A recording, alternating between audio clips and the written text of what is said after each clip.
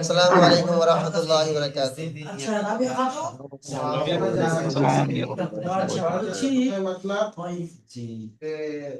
আচ্ছা, কে কে এসছেন? দৌলত মির্জা ভাই তো আসেনি। মোস্তফা ভাই আর বাবর ভাই,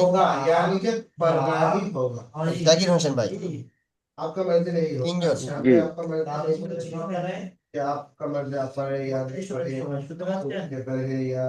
जी 17 নম্বর সবক হয়ে গিয়েছে। আজকের 18 जी নম্বর সবকের পড়া দেওয়া হবে ইনশাআল্লাহ। इंशाल्लाह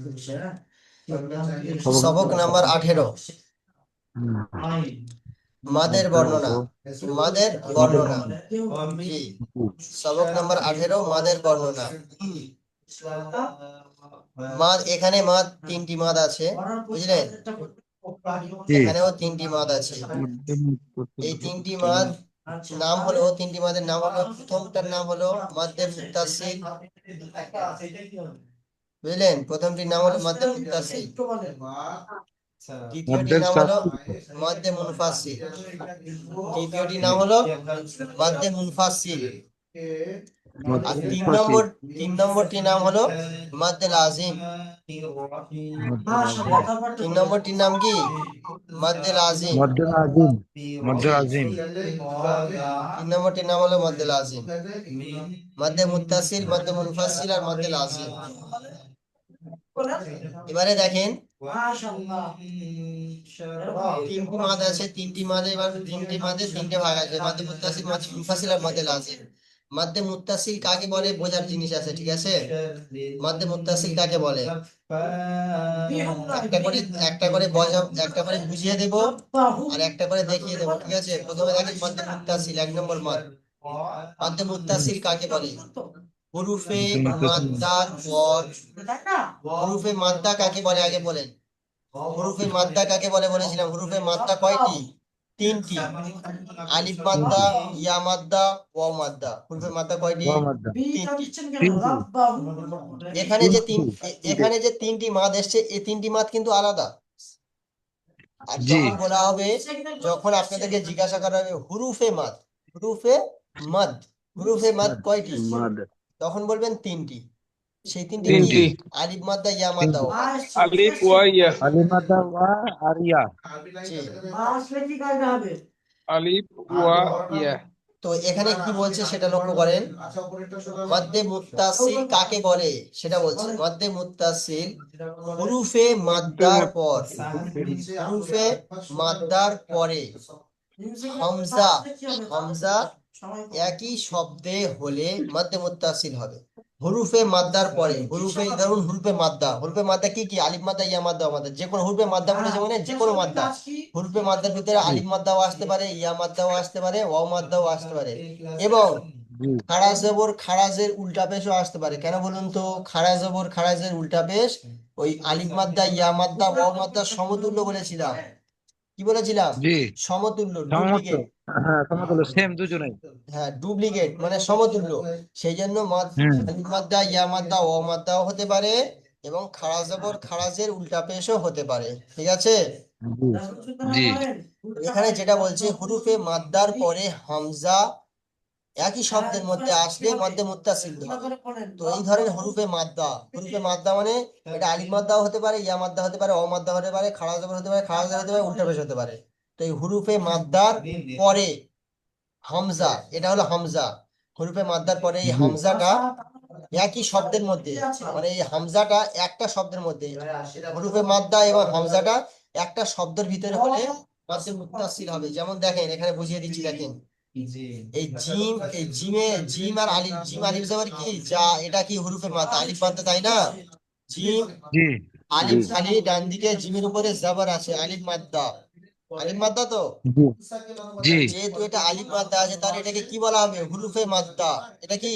হুরুফে মাদ্দা। হুরুফে মাদ্দা তো এই হুরুফে মাদ্দার পরে যে হামজাটা এসছে, ওই হামজাটা একটা শব্দের মধ্যে এসছে, দুটো মিলিয়ে একটা শব্দ। এই হুরুফে মাদ্দার হামজাটা একসঙ্গে পড়লে একটা একটা শব্দ হবে, দেখবেন। যা আ শা আ সু আ সি আত এগুলো সব কি একটা শব্দ, একটাই শব্দ, বুঝলেন? জি জি জি এগুলো সব একটা শব্দ, ছোট্ট মতন একটা শব্দ। ওই যে হুরুফে মাদ্দার পরে যে হামজাটা এসছে, ওই হামজাটা একটা শব্দের ভিতরে আছে, সেই জন্য ওটাকে বলা হয় মাদ্দে মুত্তাসিল। কি বলা হয়? মাদ্দে মুত্তাসিল। মাদের মাদ্দে মুত্তাসিল। মুত্তাসিল। তাহলে মাদ্দে মুত্তাসিল কাকে বলা হয়? হুরুফে মাদ্দার পরে হামজা একই শব্দের মধ্যে হতে হবে। হুরুফে মাদ্দার পরে হামজা একই শব্দের মধ্যে হতে হবে, হলে তারপরে তাকে মাদ্দে মুত্তাসিল বলা হয়, বুঝলেন? জি আর মধ্যে জি মুত্তাসিলকে 4 আলিফ পরিমাণ টেনে পড়তে হবে, 4 আলিফ পরিমাণ টান দিয়ে পড়তে হবে। আলিফ জি মাদ্দা, ইয়া মাদ্দা, ওয়া মাদ্দা কত কত আলিফ পরিমাণ টান দিয়ে পড়তে হয়? 1 আলিফ। একালিফ। এক আলিফ। আর এই যে মাদ্দা মধ্যে মুত্তাসিল, এই মধ্যে মুত্তাসিল কত আলিফ টানতে হবে? 4 আলিফ। চার আলিফ। চার আলিফ। চার আলিফ। তার মানে আলিফ মাদ্দার তুলনায় কতটা বেশি টানতে হবে বুঝতে পারছেন? অনেকটা বেশি টানতে জি হবে, জি বুঝলেন? জি এটাকে এটাকে তাহলে এরকম পড়তে হবে, যা শাআ সু আ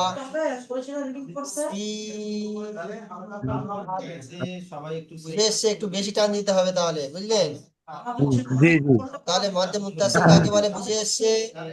জি হরফে মধ্যে মাদ্দার মুত্তাসিল। পরে হামজাটা একটা শব্দের মধ্যে আসতে হবে, বুঝলেন? জি তারপরে তাকে মধ্যে মুত্তাসিল বলা হবে। এবারে দেখেন মধ্যে মুনফাসিল কাকে বলে? মধ্যে মুনফাসিল কাকে বলে দেখেন। মুত্তাসিল। মধ্যে মুনফাসিল হলো হুরুফে মাদ্দার পর, ওই হুরুফে মাদ্দার পরে হামজা পরবর্তী শব্দে হলে মধ্যে মুনফাসিল হবে। হরফে মাদ্দার পরে হামজা অন্য শব্দের মধ্যে, মানে পরবর্তী তার পরে যে শব্দটা আছে ওই শব্দের মধ্যে হামজাটা হতে হবে, বুঝলেন? তারপরে মধ্যে জি মুনফাসিল হবে। যেমন দেখেন, উদাহরণটা দেখেন, ইন্না আনজালনা, এই ইন্না একটা আলাদা শব্দ, তাই না? আর জি আনজালনা এটা একটা আলাদা শব্দ। জি জি ইন্না এটা একটা আলাদা শব্দ, আর আনজালনা এটা একটা আলাদা শব্দ। সেই জন্য জি ইন্না এটা হচ্ছে হুরুফে মাদ্দা। যেমন দেখেন আলিফ খালি ডান দিকে যাবার কি হয়? আলিফ মাদ্দা। আর আলিফ মাদ্দাটা কি? হুরুফে মাদ্দা, জি তাই না? এই হুরুফে মাদ্দার পরে যে হামজা এসছে, এটা কি হামজা? তো আলিফের উপর জবর থাকলে জি হামজা হয় তো।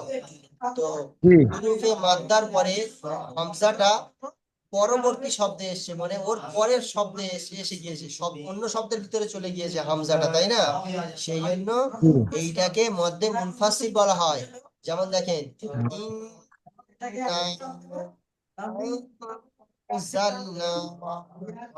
তারপরে দেখেন এই উদাহরণগুলো দেখেন, কলু আমান্না।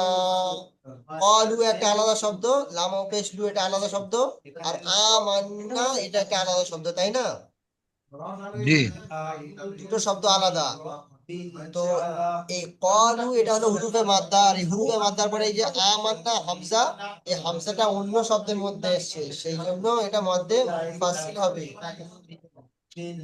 জি তো তাহলে মধ্যে মধ্যে মুনফাসিল কাকে বলে?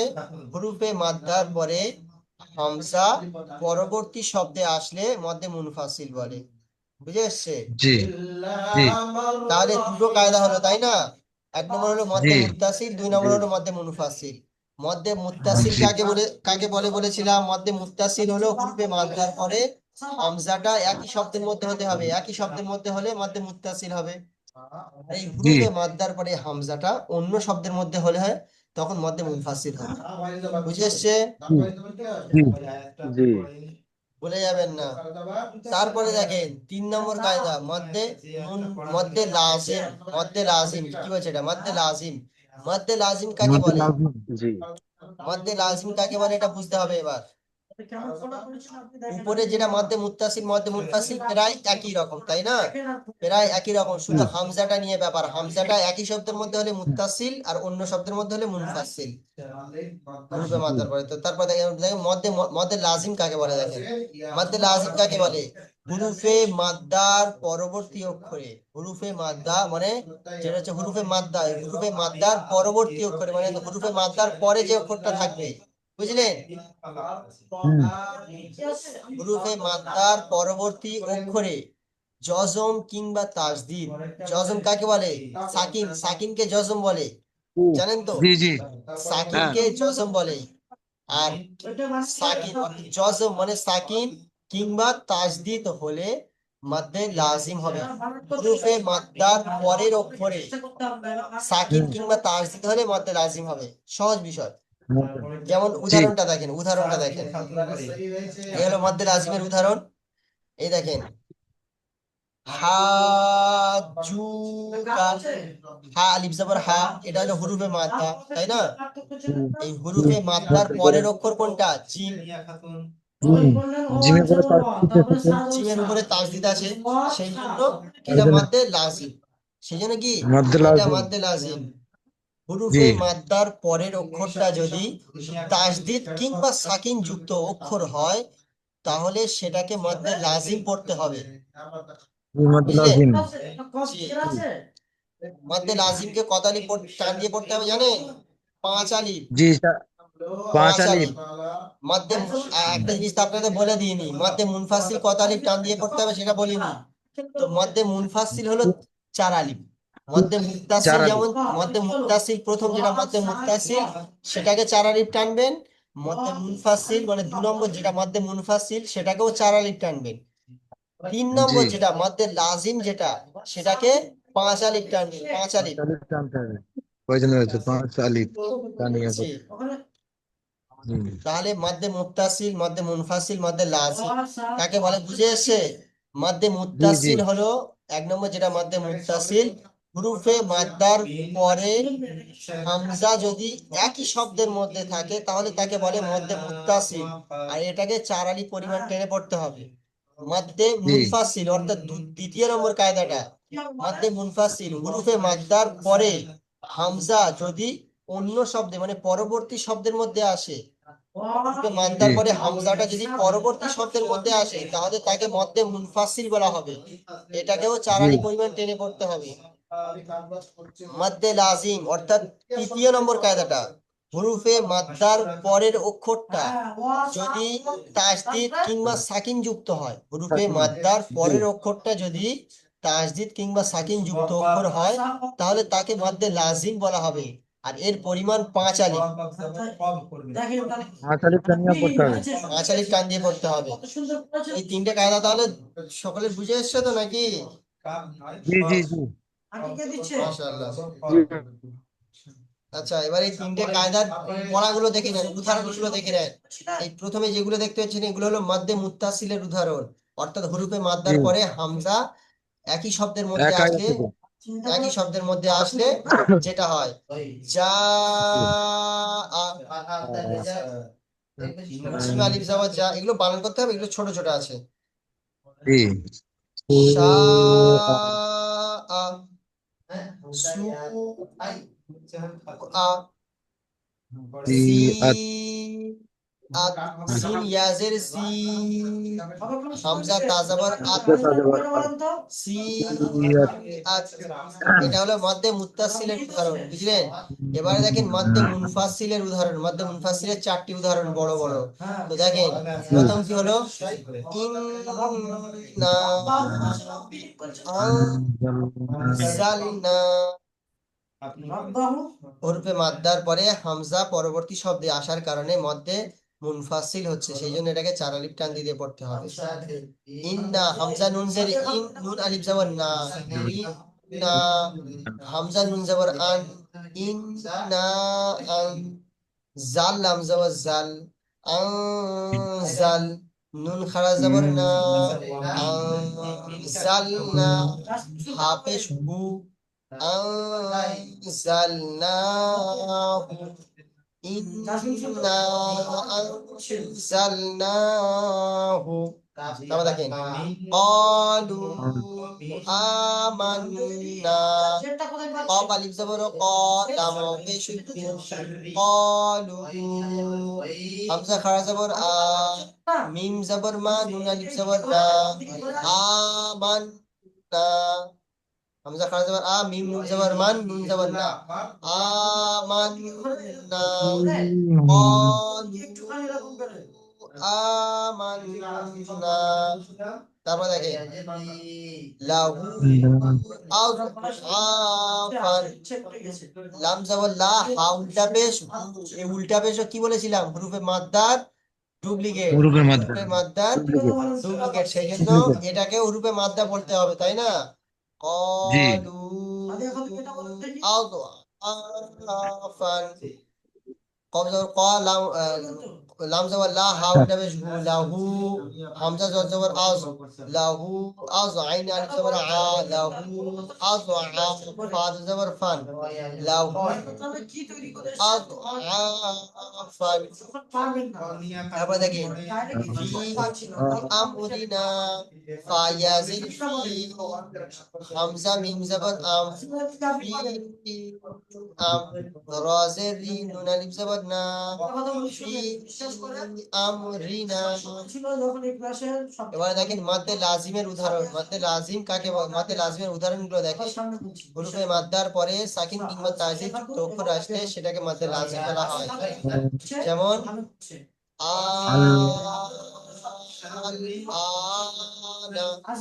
দেখেন হামজার উপরে কি আছে? খাড়া জবর আছে। খাড়া জবর কার সমতুল্য? আলিফ মাদ্দার সমতুল্য। তো খাড়া জবর হুম আলিফ মাদ্দার সমতুল্য, তাহলে এটাকে কি মাদ্দা ধরা হবে, তাই না? হুরুফে হুম মাদ্দার পরের অক্ষরটা লাম আছে, আর লামের উপরে সাকিন আছে। তো হুরুফে মাদ্দার পরে সাকিন আসলে সেটাকে মধ্যে লাজিম ধরা হবে, সেই জন্য এটাকে পাঁচ আলিফ টান দিয়ে করতে হবে। আ, এসছে। তারপর দেখেন এটা বানান করে দেবো। হামজা, হামজা লাম খাড়া জবর আ, হামজা খাড়া জবর আ, জবর না, আ, না। এসছে। তারপরে দেখেন হা,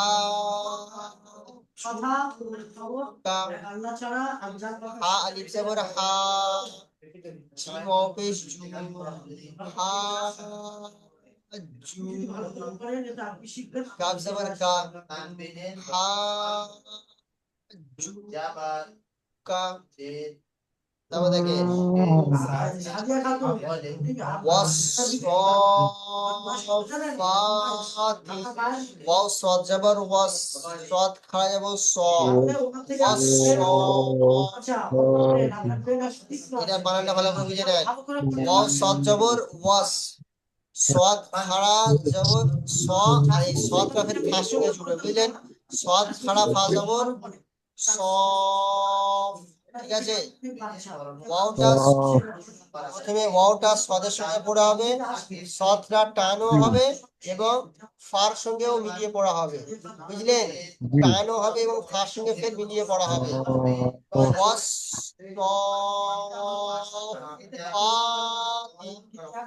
শেষে জি ওয়াও সদ জবর ওয়াস, সদ খাড়া যাব সদ খাড়া ফা যাব স, ফা খাড়া যাবর ফা, স ফা। তাজের তিন ওয়াস ফাতি। তারপরে দেখেন দলান। দদ আলিফ জবর দ, দদ আলিফ লাম জবর বল দল। ঠিক আছে? দদ আলিফ লাম জবর লাম জবর ল দল, লাম লাম জবর লাম লাম, দলান। লাম দলান। গান বুঝে এসছে? পড়াটা সকলে বুঝে এসছে ভাই? জি জি জি মাশাআল্লাহ। একেবারে পিছনে পড়া ধরে যায় নাকি? জি আচ্ছা বলেন, আলিফের কায়দাটা কার কার মুখস্থ আছে?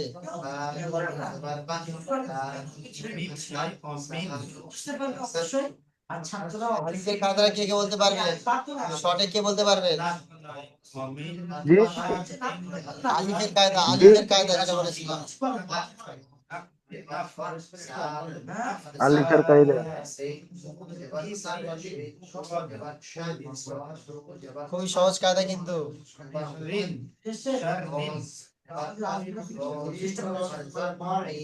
কে বলতে পারবেন বলেন? আচ্ছা, রয়ের কায়দাটা পড়া ছিল না? র শুরু হওয়ার 4টি কায়দা, বাড়ি হওয়ার 4টি কায়দা, তাই না? জি জি র শুরু হওয়ার জি 4টি কায়দা বলেন, মোস্তফা ভাই বলেন প্রথম। বলেছি ভুলে গেছি তো কি ভাইয়ের কায়দাটা এবার দেখিয়ে দেন আমাদেরকে, এটা দেখিয়ে এসেছি। ক্লাস করার আগে প্রত্যেকে দেখবেন একবার করে, ঠিক আছে? আচ্ছা, একবার জি চান্স আমি দিলাম, দেখে নেন। র পুরো আর 4টি কায়দা দেখাবো, বাড়িঘর দেখাবো না। পুরের উপরে ভিত্তি করে বাড়িঘর কায়দাগুলো ভেবে নেবেন, ঠিক আছে? দেখবো কতটা কতটা ইন্টেলিজেন্ট আপনারা।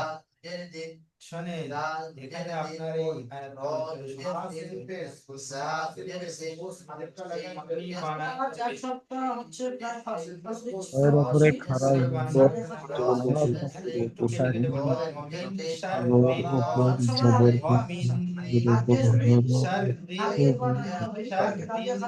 এর উপর খারাপ জবর খারাপ, খারাপ জবর উল্টা দেশ হইলে পুর হবে। দেখে নেন, আমি ধরবো, দেখে নেন, দেখা হয়ে গেলে বলবেন। জি বাংলায় যারা বলবে তারা বলে দেন, আমি আমি পড়াটা বলে দিচ্ছি, না বলবে। আচ্ছা, হয়ে গিয়েছে তো? এদিকেও টাইম আচ্ছা, বলেন, মোস্তফা ভাই বলেন। র পুরো আর কায়দা বলেন।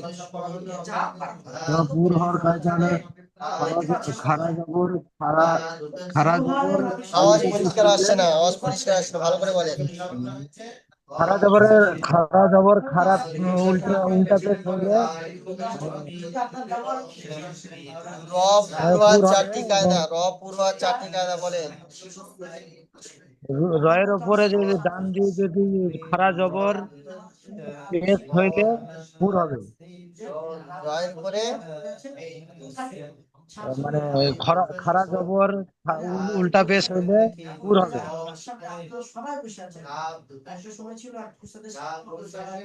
এবং এটা নুন বলেছে। সাকিন আসিল। এনে রয়ের উপরে আড়া জবর উল্টা হুজুর বলেছে। হ্যাঁ, হুজুর আমি একবার বলে দেই, আমি একবার বলি। কে বলছে?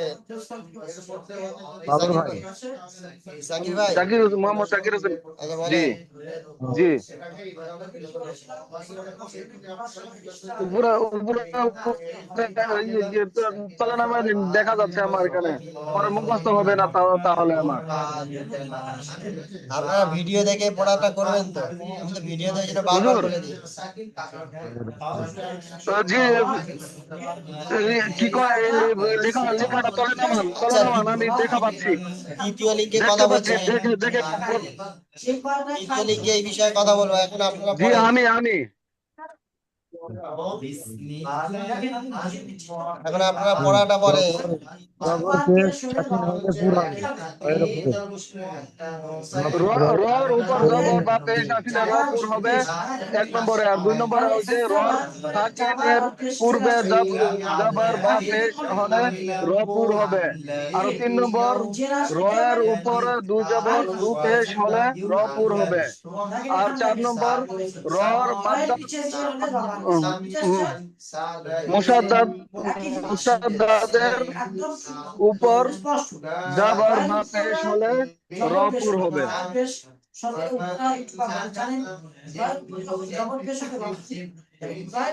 আচ্ছা মোস্তফা ভাই বলেন। এইখানে ওই তো খরা যাব খারা যাবর খারা পেশ হইলে রয়ের মাত্রায় মানে ডাইনের খারা যাবর খারা পেশ হলে পুর হবে এবং নুন সাকিন 2 নাম্বার কায়দাতে নুন সাকিন পূর্বে যদি নুন সাকিন থাকে বাইরের রয়ের উপরে এটা পুর হবে। আপনি যে খাড়া জবর খাড়া যে থাকলে ওইটা কোথায় পাচ্ছেন? খাড়া জবর খাড়া যে পেশ থাকে। খারা যে না খারা যাবর আর নুনটা পেশ হইবে। কই খাড়া জবর কোথাও বলেছে?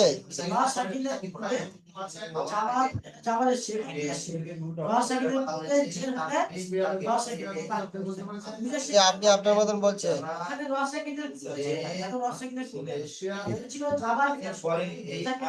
মোস্তফা ভাই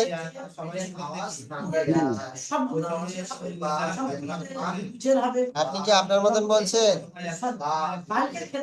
না জবরের ক্ষেত্রে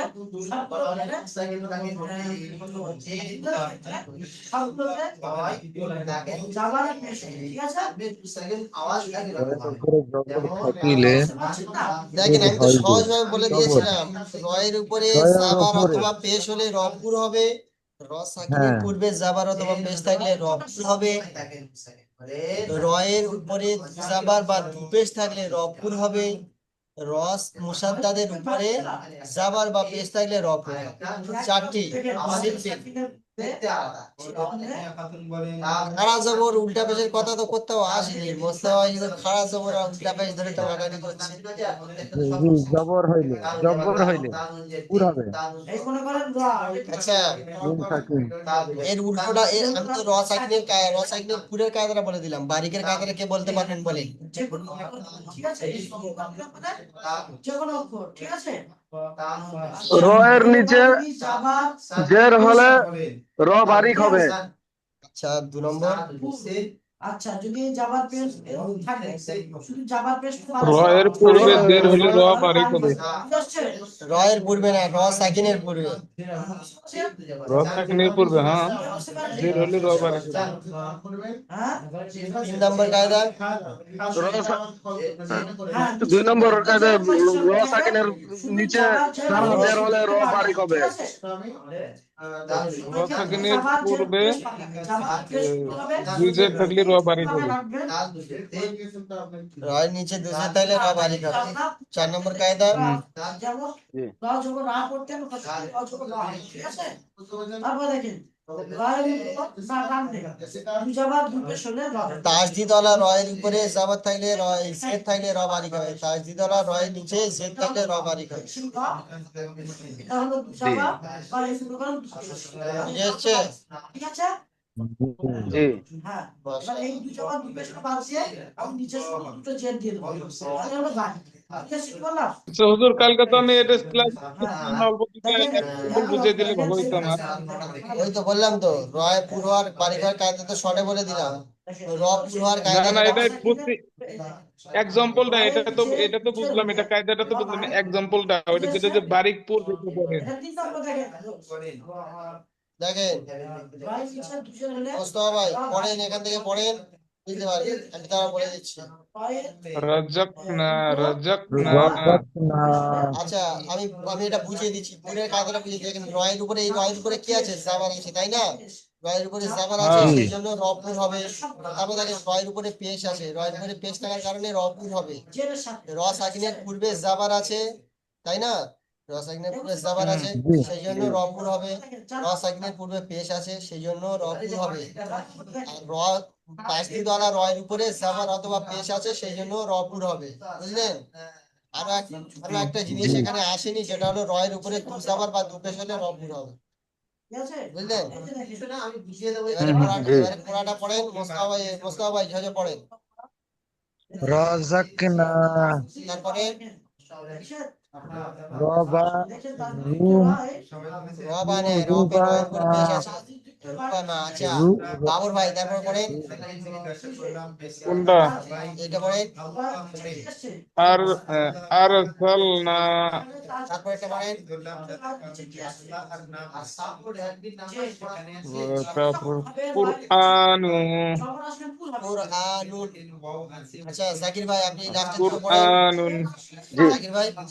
বিররা, আচ্ছা তারপরে বিররা, বিররু, মাশাআল্লাহ। বিররু, বিররু, ঠিক আছে মাশাআল্লাহ, সকলে পড়া খুব সুন্দর হয়েছে। আচ্ছা রয় রয় রয় বাড়ি ঘর কায়দাটা বুঝে এসছে, রয় পুরো হয় যেটা বললাম সেটা করি। পড়াটাতে পড়ায় আমি বুঝিয়ে দিচ্ছি না, পড়াটা রয়ের র সাকিনের বিরুদ্ধে পড়ায় সেরকম পুরো মেশালটা দেওয়া নেই। আচ্ছা র বাড়ি ঘর কায়দাটা বলে দিচ্ছি শোনেন, রয়ের নিচে জের হলে র বারিক হবে, র সাকিনের পূর্বে যে অক্ষর থাকবে, র সাকিনের আগে যদি কোনো অক্ষর থাকে আর সেই অক্ষরের নিচে জের থাকে, র সাকিনের আগে যদি জের থাকে তাহলে র বারিক হবে, রয়ের নিচে দুজের হলে র বারিক হবে, র মুসাদ্দাত হওয়া রয়ের নিচে যদি জের হয় র বারিক হবে, আর যদি আবার রয়ের নিচে জের হলে র বারিক হবে। ঠিক আছে, জি র বারিক হওয়ার কায়দাটা পড়েন, এই যে বাবর ভাই পড়েন, প্রথমটা পড়েন, বাররি, তারপরটা পড়েন। বিররি, মাশাআল্লাহ। আচ্ছা মুস্তফা ভাই এটা পড়েন, তুহাররিমু, আমির ভাই আপনি তুহাররিমু, সকলকে পড়তে দেন, বাবর ভাই। মুস্তফা ভাই পড়েন, তুহাররিমু তুহাররিমু, মাশাআল্লাহ। জাকির ভাই আপনি লাস্ট এটা পড়েন, মুস্তামিরিন, মুস্তামিররিন, মাশাআল্লাহ মুস্তামিররিন। তো তাহলে হয়ে গেল। এবার আলিফের কায়দাটা কার মনে আছে বলেন, আলিফের কায়দাটা শর্টে বলেছিলাম, আলিফের কায়দাটা বলেন, কে বলতে পারবে? আলিফের সিম্বল কায়দা। আলিফের পূর্বে, আচ্ছা এখন জি। লিংক কেটে যাবে, লিংক কেটে গেলে লিংক দিলে আসবে সকল, ঠিক আছে। আলিফের পূর্বে বলে এক আলিফ টান হয়। হয়েছে একটুখানি হয়েছে, কিন্তু তারপরে গুলিয়ে দিলে আলিফের পূর্বে পুর অক্ষর থাকলে আলিফটাকে পুর পড়তে হবে, আর আলিফের পূর্বে বারিক অক্ষর থাকলে আলিফটাকে বারিক পড়তে হবে। বুঝতে পেরেছেন? জি, আলিফের পূর্বে লাম থাকে, আলিফের উপরে লাম থাকিলে লামকে বারিক করে পড়তে হয়।